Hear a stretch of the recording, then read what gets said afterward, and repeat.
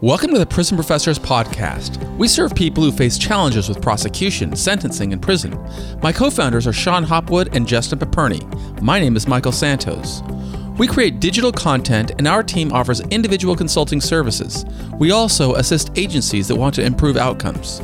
To learn how we can help you, text the word Prison Pro to 44222. Again, text Prison Pro to 44222 and get our free brochure. You can also visit us at prisonprofessors.com or contact Justin at 818-424-2220. Please subscribe to our podcast on iTunes. Send confirmation that you have rated our Prison Professors podcast. Leave us a review, and we'll send you a free digital book. We'll work hard to earn 5 stars. Stay tuned for a 20 to 30-minute episode with Prison Professors. We're now into episode 4 of Prison Professors' 5-part series on how to master prison. Those who aren't going into the prison system may find more interest in our interviews. Our team works with people from all types of backgrounds. Some face charges or served time for white-collar crimes. Others serve time for drug offenses or even violent crimes. Our interviews with those people show that regardless of what bad decisions a person has made in the past, it is never too early and it's never too late to begin sowing seeds for a better life. In this series, we're offering content that will help people before they go into the criminal justice system. We know there's a lot of fear and anxiety about prison. Our team knows how to overcome it. And it is a big thing to overcome the fear of prison, especially for those who don't know anything about it. Howard Philip Lovecraft, an American fiction writer, wrote a line that is often quoted. He said, "The oldest and strongest emotion of mankind is fear, and the oldest and strongest kind of fear is fear of the unknown." If you have never been to prison before, then you may have some fear. That's normal. People who haven't been to prison don't really know what to expect. We have seen prisons depicted in movies, but are those representations real? Prison populations levels have soared over the past several decades, and as a result, artists portray prisons in film, television, music, and literature.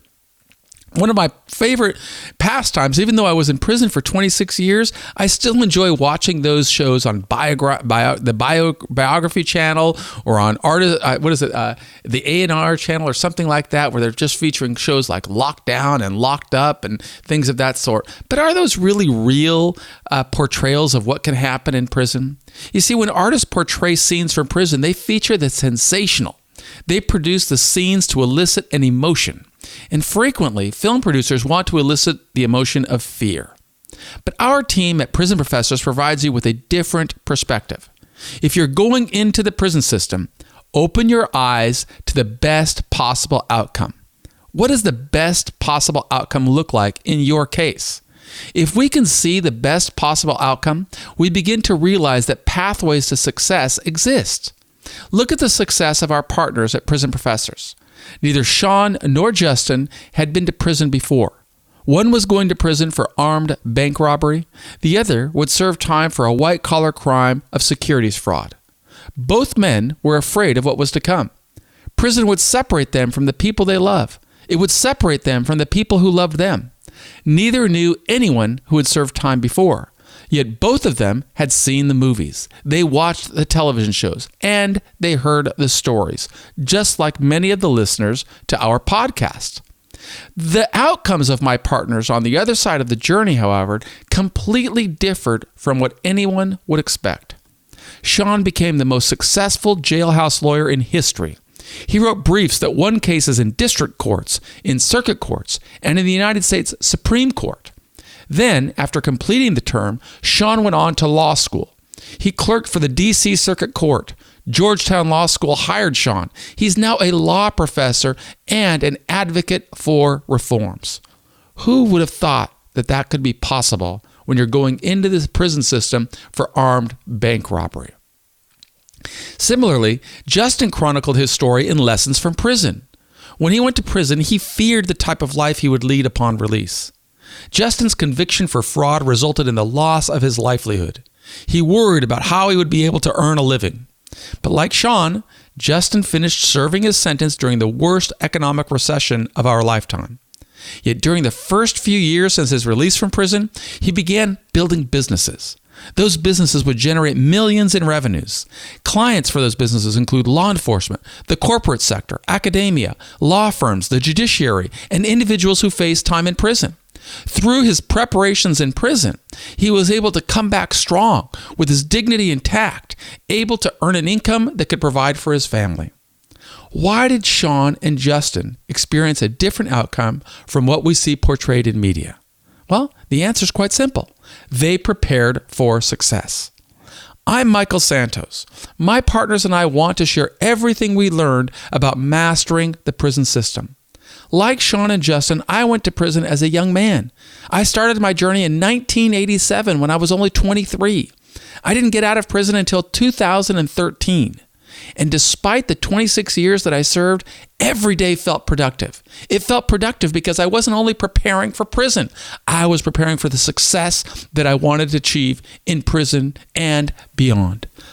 I know that some of our listeners may be going into prison at an advanced age. Some of our listeners may be going into prison at a young age. Some people may be going into prison for a year. Some people may be threatened that they could go to prison for decades or life. You know, the reality is our mindset is what is going to push us through in a manner that is either pursuing a path of success and strength and dignity, or one where we are cowering in a ball, with fear and wondering what's going to happen to our life and whining about what happened to me and why it's not fair. I mean, that is not the pathway toward fulfillment. And at Prison Professors, we want everybody who's listening to our program, who's using our free resources, to recognize anyone can begin sowing seeds. And those seeds are going to result in the type of tree that we build, the type of tree that will either bring us a life of fulfillment, as if we're contributing and leading a life of relevance, or one where we feel as if we're a victim, in trouble, can't get out. And I'm about opening up the mindset so that we can be something more. So how do we prepare for prison? Right? It's hard to do when we think, I don't know what's coming.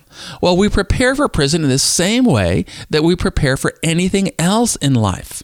One of our other episodes features the inspiring entrepreneur Scott Tucker, who tells his story about how he used to look at problems and figure out solutions. Right? He would always figure out, how am I going to define success here? How am I going to solve the problem?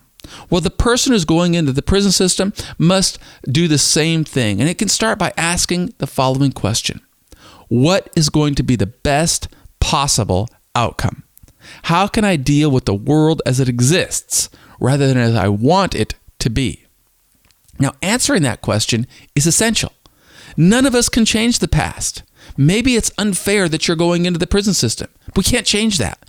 All that we can do is change how we are going to respond to that possible injustice. If we want to influence the future, we must begin by defining success. If we can define success, then we can engineer the path. And that path should take us from where we are to where we want to go. Future chapters or episodes in our Prison Professors podcast will define our methodical approach for defining success. We call it our straight A guide. But for now, let's focus our preparation on defining success. Defining a successful outcome from prison requires us to complete a self-assessment. What does our life look like right now? If we're a highly educated person, then we may prepare in ways that differ from someone who doesn't have a high school diploma. If we have financial resources, we may prepare differently from someone who doesn't have enough money to live in prison. If we value close relationships with family, we may prepare differently from someone who wants to serve time alone.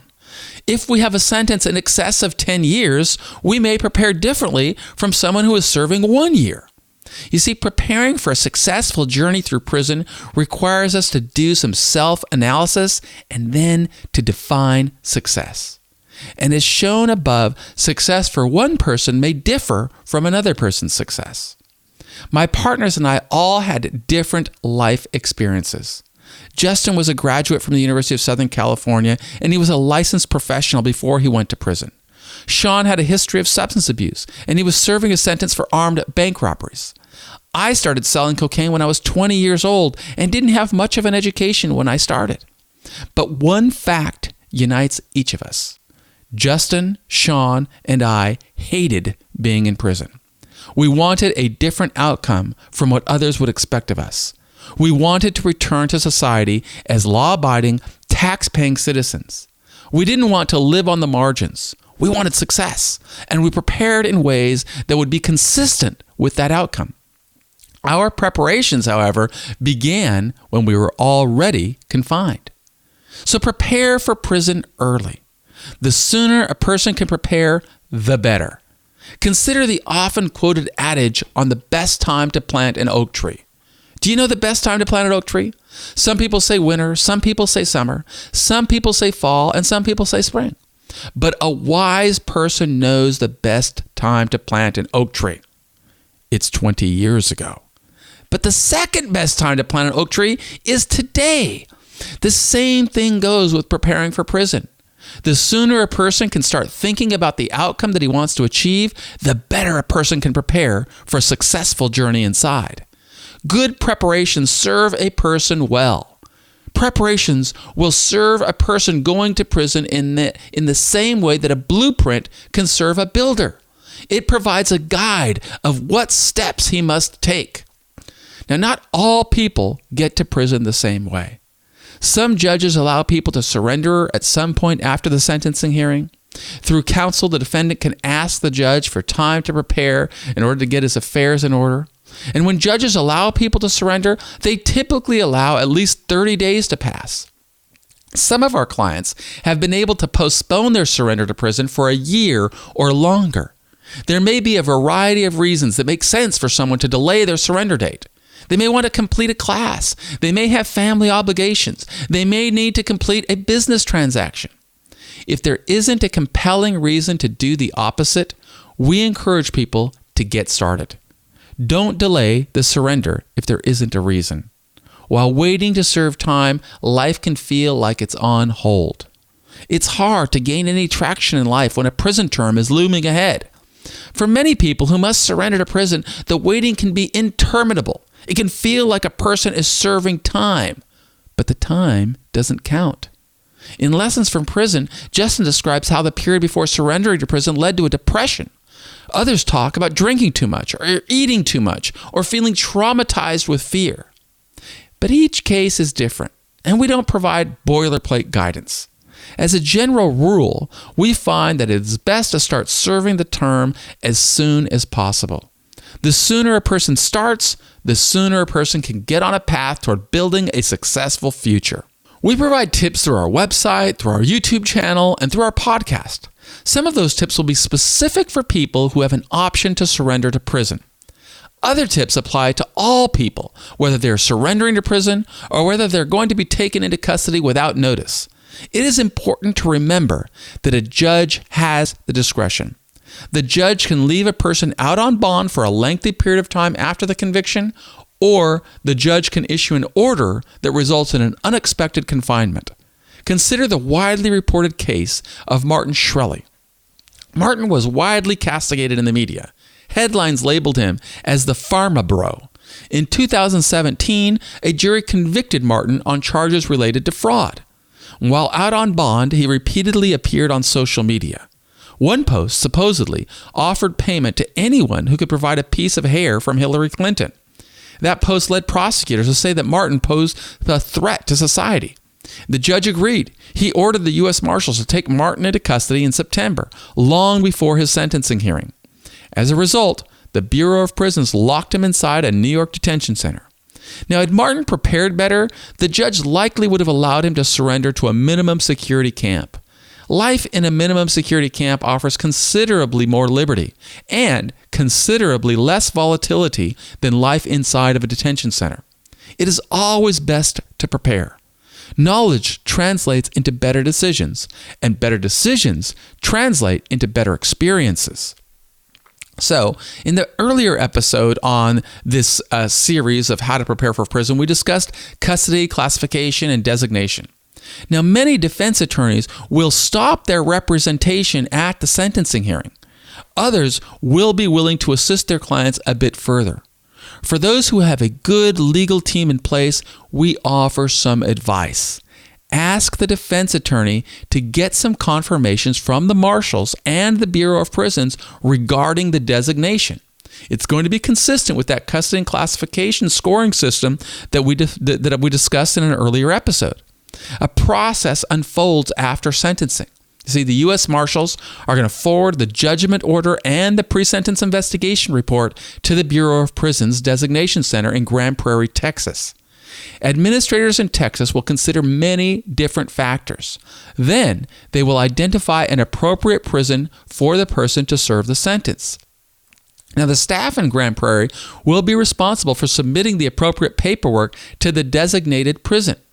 Sometimes human errors occur. Those errors can mean that the paperwork is not in order. And if the paperwork isn't in order when the defendant arrives at the institution, staff members may lock the person in the special housing unit. That means the person will be held on lockdown without access to the telephone or recreation. Time will be much more difficult in that environment. So, if possible, prepare in advance. Remember that the staff members in Grand Prairie don't know anything about you as an individual. All they're looking at is the paperwork, the judgment order, and the PSR. So ask your defense attorney to confirm with the Bureau of Prisons and the U.S. Marshal Service that all paperwork is in order. Our team has known many defendants who suffered because they were locked unnecessarily in special housing units, simply because they didn't prepare in advance. So prepare. Get yourself ready for a successful journey. Have a point of contact ready. We want to identify a point of contact long before you go to prison. Defendants may have a family member or a friend who will serve as the point of contact. Let the point of contact know that they should expect to hear from you within 2 days. Defendants should understand that the Bureau of Prisons might not activate the phone or the email system immediately. Sometimes delays happen. But still, if a defendant is on a prison compound, and if he has, got the social skills of a 12-year-old, he's going to know how to connect in his community. Depending on the prison, he's going to be in a population with somewhere between 100 and more than 1,000 people in the same community. And I can guarantee you, someone is going to be there to help. And those people who want to help, they will willingly, gladly have a family member reach out to your point of contact and let them know that you arrived safely and that you're okay. Never be afraid to ask for help. So just reach out to one of the guys that are in prison. They've all gone through the same experience. They're all talking to their family members or emailing their family members, and they'll be very happy to send a message to their wife or loved one and say, hey, contact this guy's loved one. Let him know he's here and he's okay. His phone's not working yet. That's simple. So create a plan for your point of contact to follow. If your point of contact does not hear from you after 3 days, then it's time to take action. Your point of contact should contact your attorney. If you don't have an attorney, you need an advocate who's going to help you. Your advocate should contact the Bureau of Prisons. Effective advocacy will lead the Bureau of Prisons to investigate why you are not able to communicate. If you're being held in the shoe because of misplaced paperwork, your advocate can take steps to correct the problem. Unfortunately, if you're locked in the shoe, there's nothing you can do. You're just sitting there waiting, wondering, when is somebody going to pull the strings and open an opportunity for me? Alan was a client who could have used an advocate. He was convicted of a healthcare fraud, and he surrendered to a minimum security camp to serve a 36-month sentence. But besides the instant offense, Alan did not have a criminal history. So he expected to serve his time in the camp. But the BOP in Grand Prairie didn't follow forward his pre-sentence investigation report to the camp. I don't know what the reason was. It just didn't get forward. And as a result, when he surrendered to the camp, the staff members locked him in the special housing unit. And he remained in the special housing unit for 6 weeks because the staff didn't have a sense of urgency to fix the problem. Alan didn't know any better, and he didn't have a plan to fix the problem. Don't be like Alan. Have a plan. Get ready. Anticipate problems. Anticipate obstacles. And put a plan in motion to succeed even if there are obstacles. And that brings us to finances. Create a finance plan as soon as possible. The plan should take into consideration the financial responsibilities outside of prison and the financial needs while you're going to be in prison. Every individual has a unique situation. Some people have family members to support. Others don't have any financial responsibilities outside of prison. Think this through. Craft a plan that works for the support group. Coordinate a budget or a plan to assist you through the journey. It's possible to live in prison without any financial resources. Yet financial resources can ease the burden significantly. Remember, prison is a microcosm of our broader society. An underground economy exists in every prison. And by understanding how that economy works, a person can avoid problems that can complicate life inside. In our book, Earning Freedom, Conquering a 45-Year Prison Term, I wrote about my experiences with the prison economy. I described why I would spend about $600 each month to live in prison. Now, I didn't have a fine at the time that I was spending that $600. If I had a fine, I probably would have had to have budgeted about $1,000 a month. See, those expenditures, they allowed me to pay for the email system, the telephone system, postage, and they provided the funds I needed to purchase commissaries. But I needed those funds because I was making progress while I was in prison. I was making things happen, publishing books, taking care of things. I don't know what you're going to be doing in prison because I can't define success for you. You've got to define success given the situation that you are in. Now, our courses and our books will show how we did it, but it's not important how we did it. You've got to determine how are you going to do it. Now, some people live in prison without resources. They may create hustles that'll allow them to function in the economy of prison. They wash clothes, they clean other people's cells, they cook for other people, and some can earn income while they're working on prison jobs.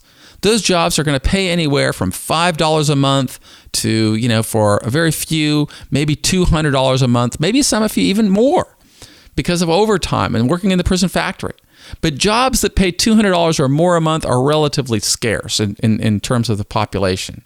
And staff members generally award those jobs in accordance with seniority. It may take 5, 6, 8, 10 years in prison with a clean disciplinary infraction before a person can get into one of those higher paying jobs. It's nothing to cry about. Just understand it. If you understand it, you'll create a plan in light of that. So a good plan keeps a person on track. A person can take steps to understand the financial opportunities and the limitations in prison. I've written extensively about my experience.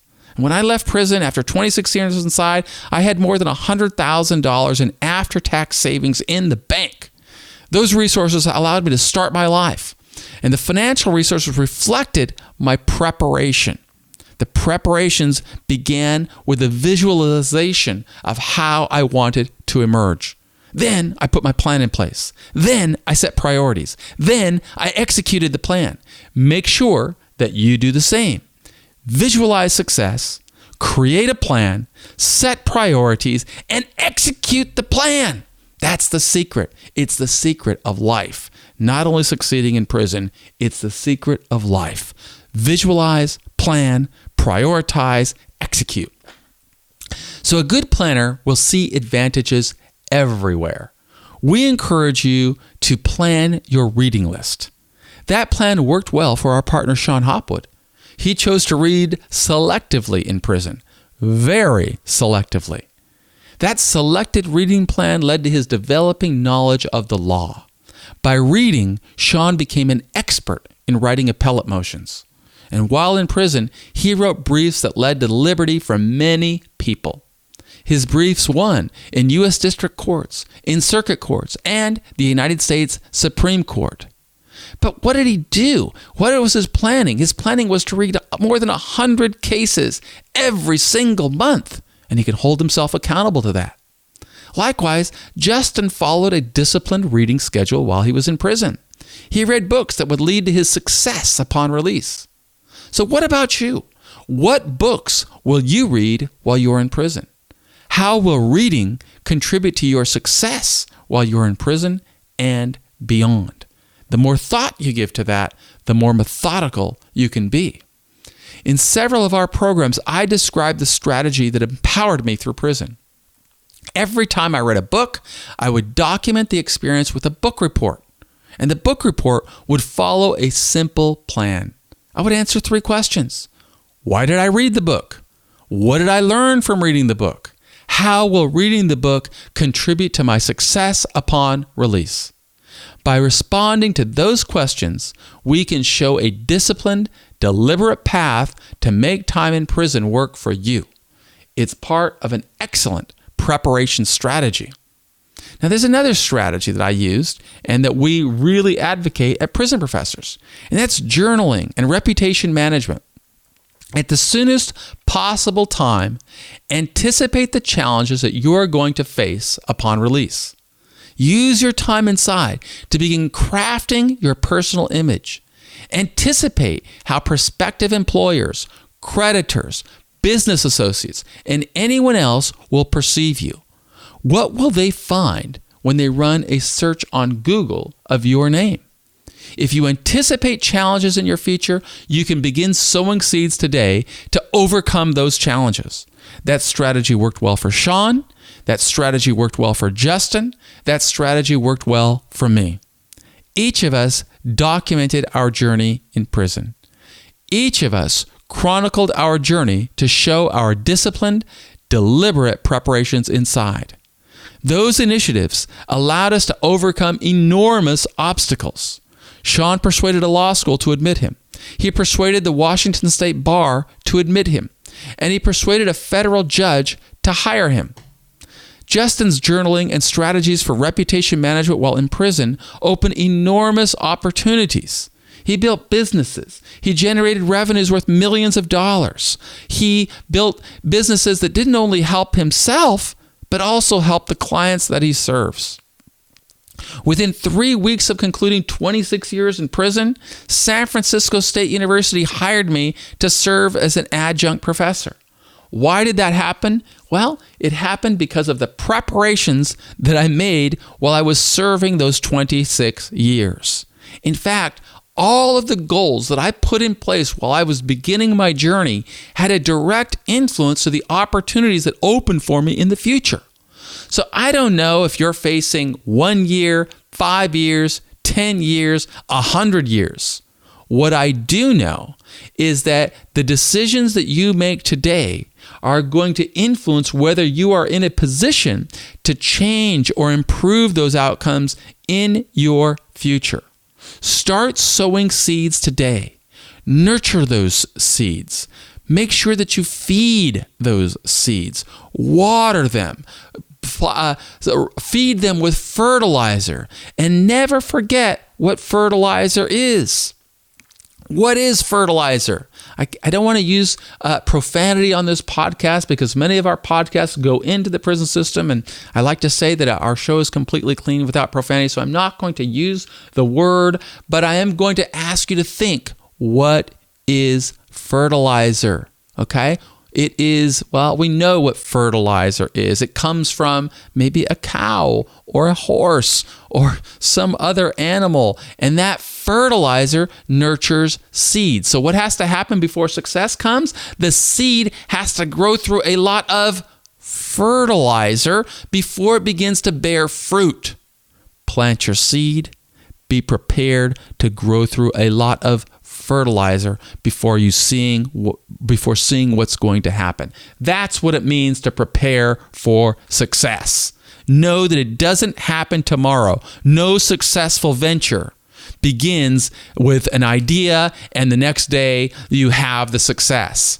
It's frequently said that an overnight success is 20 years in the making. Now, I am not wishing 20 years on any of our listeners, but I can tell you, I did go through 26 years in prison, and the seeds that I sowed at the very beginning of the journey had everything to do with how I emerged, and that's the same thing that's going to happen for you. Start preparing now. So that's the end of this episode on preparing for prison. We have one more episode that will conclude our series on how to prepare for prison. And I urge you to tune in tomorrow. But I also ask you, please subscribe to the Prison Professors podcast on iTunes. I need you to rate the show. I need you to review the show. If you find it worthy, give us 5 stars so that we can get broader distribution on spreading awareness about the prison system. Do the same thing on YouTube. Subscribe to our YouTube channel. Follow us on Facebook and like our page. Share it with others. If you leave us a review anywhere and send us confirmation of a review, just send it to us at Prison Professors. We will send you a free digital book. If you want a copy of our free brochure that shows how we help people prepare for success, whether you're an individual, whether you're an agency that wants to inspire individuals, whether you're a law firm, whether you're a corporation that's looking for dynamic speakers, text the word Prison Pro to 44222. That's text Prison Pro to 44222. I am Michael Santos with PrisonProfessors.com. Thank you for listening to our podcast. Stay tuned for another inspiring episode and information on how you can make the most of a difficult circumstance.